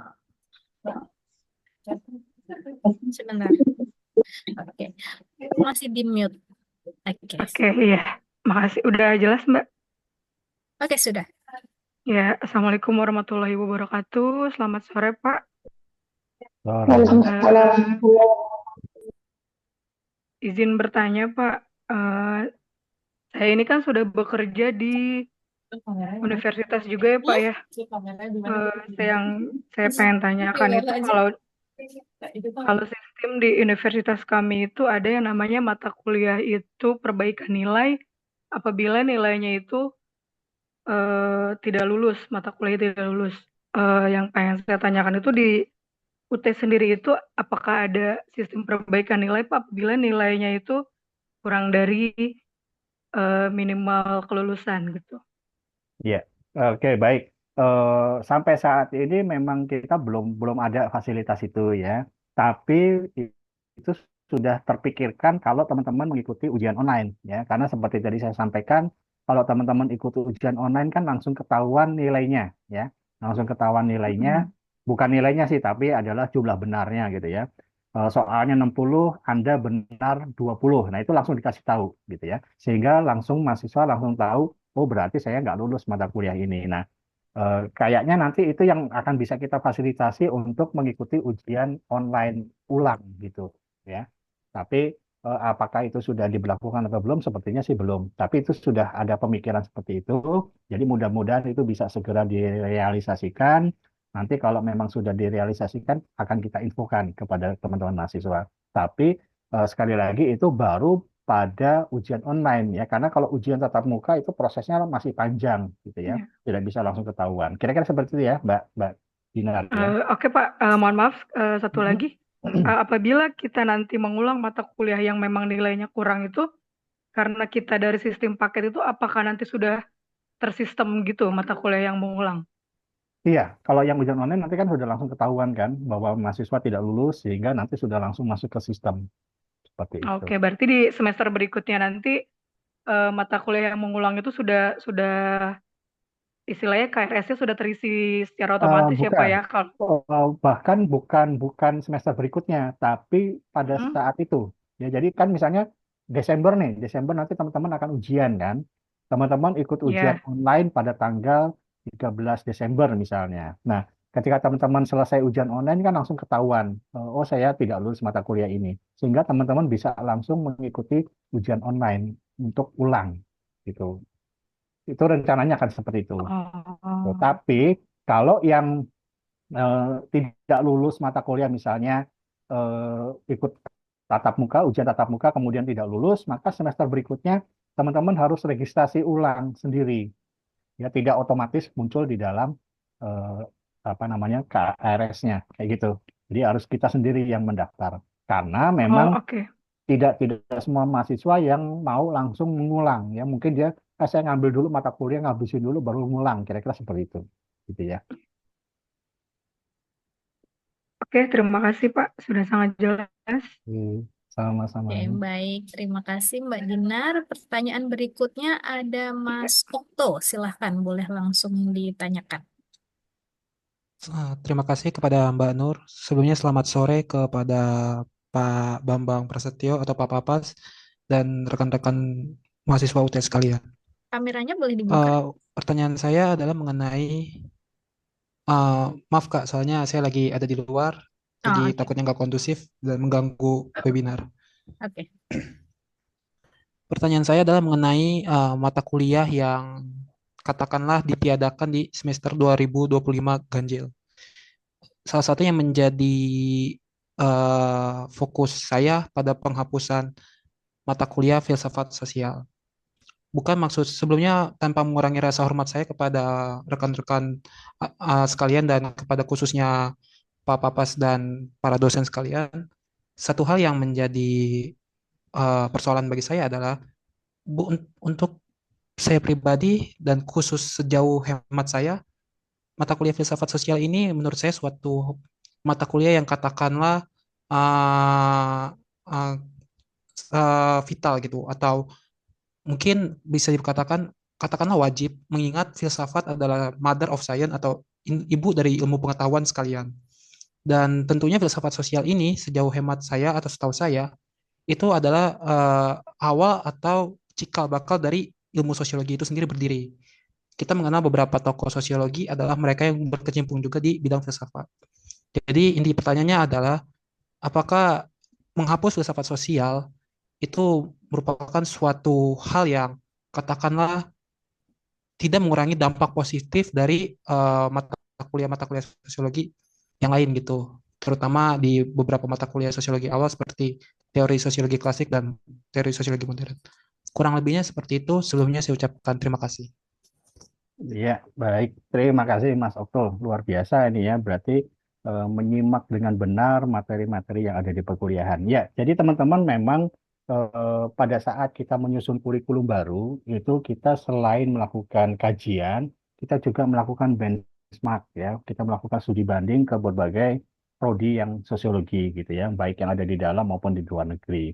Nah, ada beberapa pertimbangan yang kita lakukan ketika kita memutuskan untuk tidak lagi melanjutkan mata kuliah tertentu, kemudian kita memunculkan mata kuliah tertentu dan sebagainya. Nah, filsafat sosial sendiri juga itu dulu sebetulnya awal-awal juga tidak kita tawarkan ya, kita lebih kepada ke mata kuliah logika. Kemudian setelah kita mau memakai mata kuliah logika, kita memandang kayaknya lebih pas kita menggunakan mata kuliah filsafat sosial gitu ya. Nah, kemudian yang mata kuliah filsafat sosial yang sekarang tidak akan dihilangkan itu karena pertimbangannya adalah nanti materi-materinya akan dimasukkan di dalam mata kuliah teori sosiologi klasik dan teori sosiologi modern. Kira-kira seperti itu ya.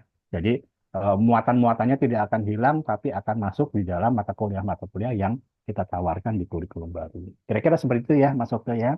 Jadi, tapi nggak apa-apa nanti mungkin menjadi masukan bahwa nanti kan yang namanya kurikulum teman-teman itu tidak sifatnya itu tidak kaku ya, tidak baku dan bisa kita revisi setiap tahun gitu ya. Jadi kalau memang nanti ternyata dari mahasiswa-mahasiswa yang kemudian mengambil mata kurikulum baru ternyata merasa memerlukan memang khusus mata kuliah tentang filsafat sosial, nggak ada salahnya nanti di dalam kurikulum revisi yang berikutnya akan kita munculkan kembali. Kira-kira seperti itu. Mudah-mudahan menjawab ya Mas Okta ya.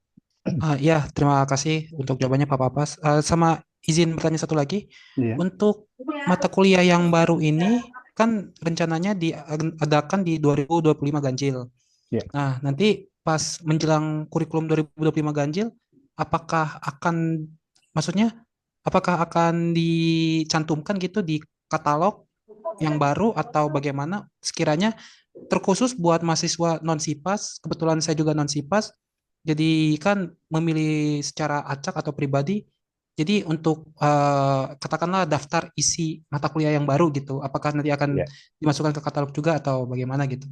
Ya, ya. Oke, baik teman-teman. Pastinya kurikulum baru nanti akan kita masukkan di dalam katalog ya. Nah, memang untuk mahasiswa-mahasiswa lama, katalog yang versi cetak tidak akan diberikan kepada mahasiswa lama ya. Katalog versi cetak hanya akan diberikan kepada mahasiswa baru. Tapi ini saya ingatkan kepada teman-teman semua, khususnya mahasiswa lama, untuk setiap semester melihat katalog yang ada di website ya. Jadi kalau memang ada perubahan-perubahan terutama dalam halnya mata kuliah, perubahan mata kuliah teman-teman tidak tersesat gitu ya. Jadi silakan coba membuka katalog yang ada di websitenya UT ACID. Kira-kira seperti itu ya.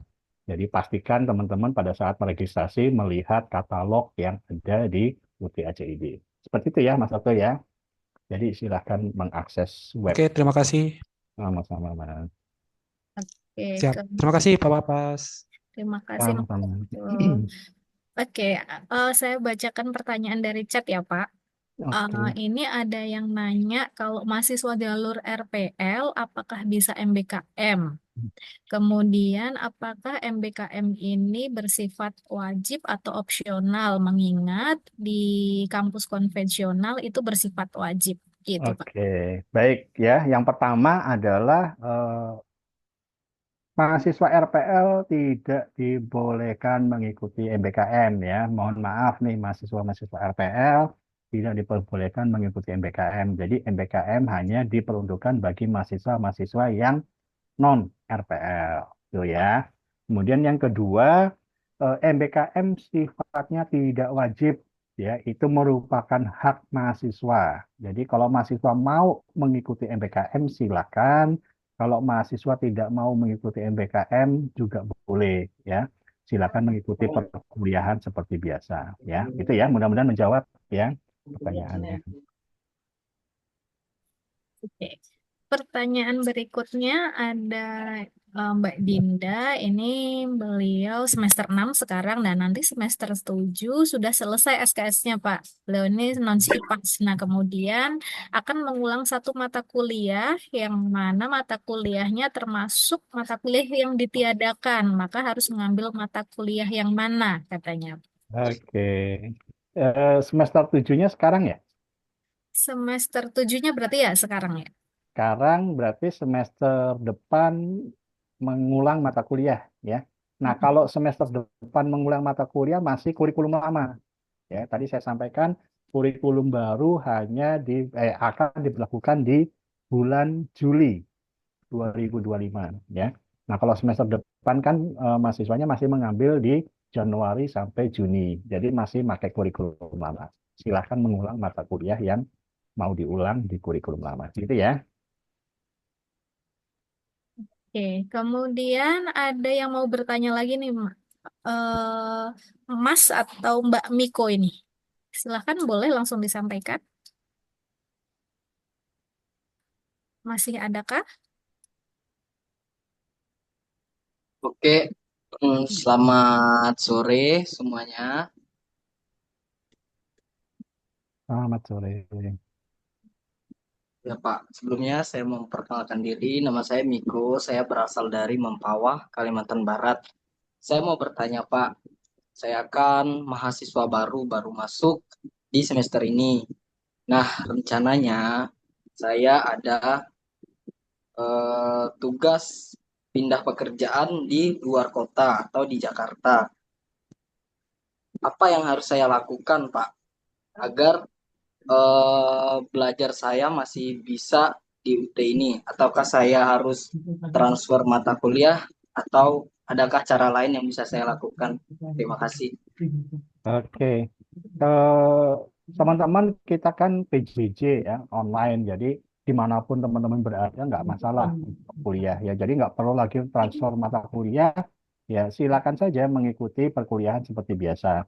Untuk registrasi kan secara online, kemudian untuk pembayaran bisa langsung ke bank dan sebagainya. Kuliahnya nanti juga online, ujiannya pun nanti juga online ya. Jadi silakan eh, kuliah seperti biasa. Nah, memang karena tercatatnya adalah di UT daerah Mentawai, maka nanti silakan mengajukan ke UT Jakarta untuk ujiannya atau pindah ujian ya, pindah lokasi ujian. Nah, atau juga nggak bisa langsung ke UT Jakarta untuk menyampaikan kalau memang kerjanya nanti akan lama ya. Jadi sebaiknya pindah UT daerahnya ya. Jadi silakan pindah UT daerah, langsung lapor ke UT Jakarta menyampaikan informasi bahwa saya sudah pindah ke Jakarta, jadi nanti bisa dialihkan ke Jakarta. Dan semua yang sudah diregistrasikan itu nanti otomatis ya akan masuk, nggak usah perlu registrasi ulang lagi dan sebagainya. Kira-kira itu ya, mudah-mudahan menjawab. Terima kasih banyak. Oke. Kemudian ada pertanyaan lagi Pak di chat. Ini kan masih semester 1 katanya. Nah, ini sedangkan MBKM-nya di semester 5 dan 6. Boleh nggak bikin akunnya dari semester 1? Bikin akun apa ya? Bikin akun kalau MBKM. nggak ada akun MBKM ya, yang ada adalah akun ekampus.ut.ac.id. Jadi ketika teman-teman sudah masuk ke UT, otomatis teman-teman akan mendapatkan akun ekampus.ut.ac.id. Ya, otomatis ya teman-teman tidak perlu registrasi dan sebagainya, hanya perlu mengaktifkan saja gitu ya. Jadi sudah otomatis. Nah, untuk masuk ke MBKM, ke portal MBKM itu kalau login saja bisa ya. Tadi pakai yang Microsoft 365 itu bisa login, bisa masuk, bisa lihat-lihat, tapi tidak bisa mendaftar programnya gitu ya. Jadi kalau hanya sekedar untuk melihat-lihat saja bisa, nggak masalah. Tapi nanti untuk ikut MBKM memang harus semester 5 dan 6. Gitu ya teman-teman ya. Jadi nanti ngambilnya kalau sudah semester 5 atau 6-nya. Oke, pertanyaan berikutnya. Saya ada beberapa mata kuliah yang mesti mengulang dan rencana akan diambil atau dicicil pada sisa semester yang ada. Bagaimana jika mata kuliah yang ingin diulang sudah ditiadakan, Pak? Ya itu memang dilema ya. Jadi karena memang mata kuliah sudah tidak ada yang nggak bisa diulang gitu ya. Jadi kalau teman-teman mau mengulang, otomatis teman-teman mengambil mata kuliah baru gitu ya. Jadi contoh tadi kan misalnya tadi contohnya apa gitu ya.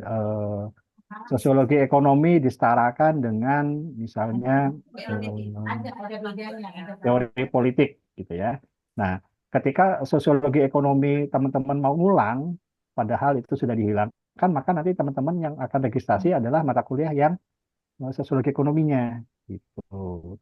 Karena nilainya yang di mata kuliah lama kan otomatis berpindah ke nilai di mata kuliah baru gitu ya.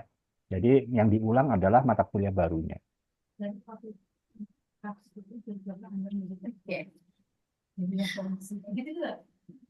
Kemudian ada pertanyaan, Pak, izin bertanya, untuk mengakses atau mendaftar akun Microsoft itu menggunakan email dari UT atau email perorangan? Oh, mestinya otomatis ya. Nanti teman-teman coba browsing ya. Coba-coba cari-cari di Google cara mendapatkan akun e-kampus ya. Itu biasanya ada banyak informasi terkait dengan bagaimana cara mendapatkan akun e-kampus ya. Biasanya nanti memasukkan NIM, tanggal lahir dan sebagainya gitu ya. Silakan coba cari di Google bagaimana cara mengaktifkan akun e-kampus Fitri. Baik. Apakah ada pertanyaan yang lain? Silahkan, mumpung masih ada waktunya.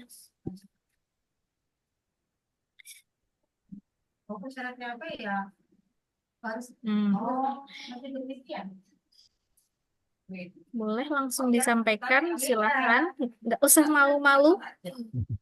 Mumpung kalau mahasiswa baru masih ada yang kesulitan, misalnya belum ikut PKBJJ misalnya. Nah, itu gimana Pak kalau belum ikut PKBJJ, tapi tanggal 14 sudah tuton. Yang saya tahu kayak Jakarta itu Sabtu besok masih PKBJJ gitu ya. Jadi saya rasa sih yang belum ikut memang belum apa namanya belum kebagian jatahnya aja ya. Tapi pasti semua mahasiswa baru akan mendapatkan pembekalan ya. Pembekalan itu pasti didapatkan. Kalau apa masih ragu-ragu, silakan coba tanyakan ke UT daerah masing-masing gitu ya. Apakah saya sudah terdaftar atau belum atau mungkin tapi biasanya sih kemungkinan nggak terdaftar sih kecil sekali gitu ya. Karena kita sudah by system.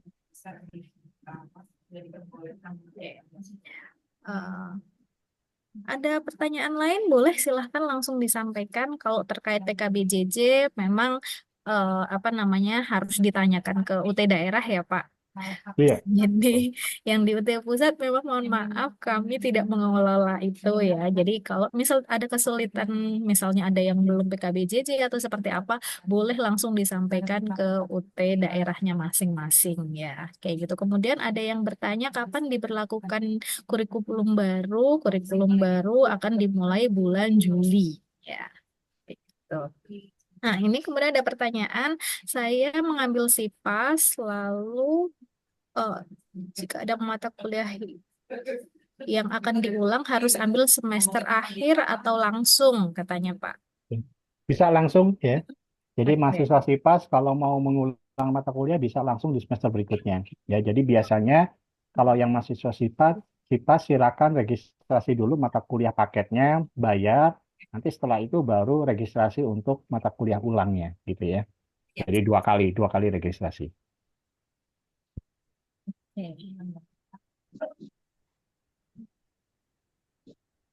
Oke, karena sudah tidak ada pertanyaan, Pak, bisa kita akhiri? Oke, baik. Ya, karena tidak ada pertanyaan lain atau masih ada ini, boleh langsung tanyakan, nggak perlu di chat sebenarnya, kayak gitu ya. Boleh langsung mumpung narasumbernya ada di sini dan teman-teman sedang bertatap muka langsung, boleh langsung ditanyakan, kayak gitu. Atau misalnya yang di sini teman-teman sosiologi yang belum bergabung di grup, nanti kalau misal ada kesulitan juga boleh ditanyakan di grup ya, karena kami yang mengelola grup tersebut. Jadi nanti bisa teman-teman mention kami para dosen kayak gitu ya. Oke, karena tidak ada pertanyaan, sebelum kita akhiri, mungkin kita foto bersama dulu ya, Pak. Itu ada yang resen kayaknya. Oke, silahkan teman-teman buka kameranya.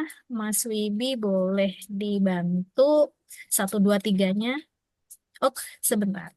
Sebentar, ada satu yang mau bertanya lagi, Pak. Oke, Mbak Juli, ada yang mau ditanyakan? Izin bertanya, kalau untuk semester 1 kan saya ambil yang non SIPAS. Lalu yang terambil ada sisa 2 mata kuliah lagi yang tidak depannya saya ambilnya gimana ya? Karena kan setahu saya untuk semester 1 dan semester 2 itu hanya 10 atau 18 mata kuliah SKS gitu. Jadi untuk kedepannya saya ambilnya di semester 3 atau semester 2. Mohon bantuannya, terima kasih. Tadi keputus pertanyaannya, jadi semester satunya ada mata kuliah yang belum terregistrasi ya? Iya betul Pak, mata kuliahnya tidak terregistrasi karena untuk semester 1 kan hanya 18 atau 20 SKS. Nah, sedangkan misalnya ada 22 SKS. Nah, jadi yang tidak terambil ada satu mata pelajaran yang tidak terambil. Jadi untuk selanjutnya gimana? Karena saya bukan SIPAS, tapi non SIPAS. Iya, Terima kasih. baik. Kalau teman-teman yang non SIPAS sebetulnya kan punya kebebasan mengambil mata kuliah apa saja gitu ya. Tapi memang kami sangat menyarankan teman-teman tetap mengikuti sesuai dengan paket arahan. Ya. Kenapa tetap mengikuti paket arahan? Karena kita sudah mendesain bahwa mata kuliah yang ada di semester 1 itu menjadi dasar untuk mata kuliah semester 2. Mata kuliah yang ada semester 2 menjadi dasar untuk mata kuliah di semester 3. Jadi kami sangat menyarankan walaupun teman-teman non SIPAS, ambillah sesuai dengan paket arahannya gitu ya. Nah, kalau ada yang terlewat di semester berikutnya bisa langsung diambil ya, tidak perlu menunggu di semester terakhir.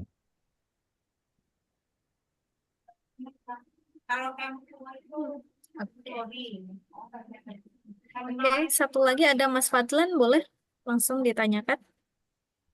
Baik, Assalamualaikum warahmatullahi wabarakatuh. Kenalkan, nama saya Falan Fada, saya dari UT Palu. Yang ingin saya tanyakan, jadi gini Pak, misalkan kalau kita tutonnya dapat 90 kan, terus ujiannya dapat 90, cuman kita lupa absen gitu Pak. Apakah absen itu bisa mempengaruhi nilai kita atau gimana Pak? Sekian Iya. dan terima kasih. Ya, jadi di tutorial online wajib ya untuk mengisi absensi itu wajib mengisi ya. Jadi kalau tidak mengisi absensi maka tidak akan muncul nilainya. Jadi sebaiknya teman-teman untuk setiap inisiasi yang didahulukan adalah isi absensi. Ya, ini sudah paling gitu ya, Mas. Mudah-mudahan terjawab ya. Sudah. Ada satu pertanyaan Pak di chat. Pak, apakah di sini untuk program MBKM apakah bisa membantu mempercepat lulus atau hanya menghilangkan tuton dan UAS saja gitu? Oke, baik.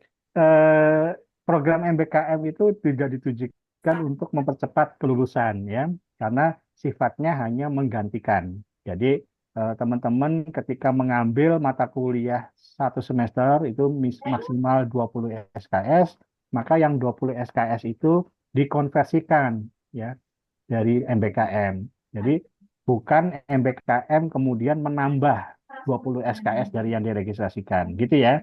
Jadi 20 SKS yang diregistrasikan itu nanti akan dikonversi dari MBKM. Bukan MBKM ditambah 20 SKS. Jadi bukan mempercepat. Gitu ya. Begitu teman-teman. Jadi bukan mempercepat kelulusan ya. Oke. Baik, karena tidak ada pertanyaan lain. Jadi kita foto bersama, saya hitung biar di capture. Mas Vibi. Oke. 1, 2, 3. Oke. Kita di kedua pasang muka yang manis. 1, 2, 3. Oke, ke slide 3. Oke, 1, 2, 3. Oke, kita ke slide 4.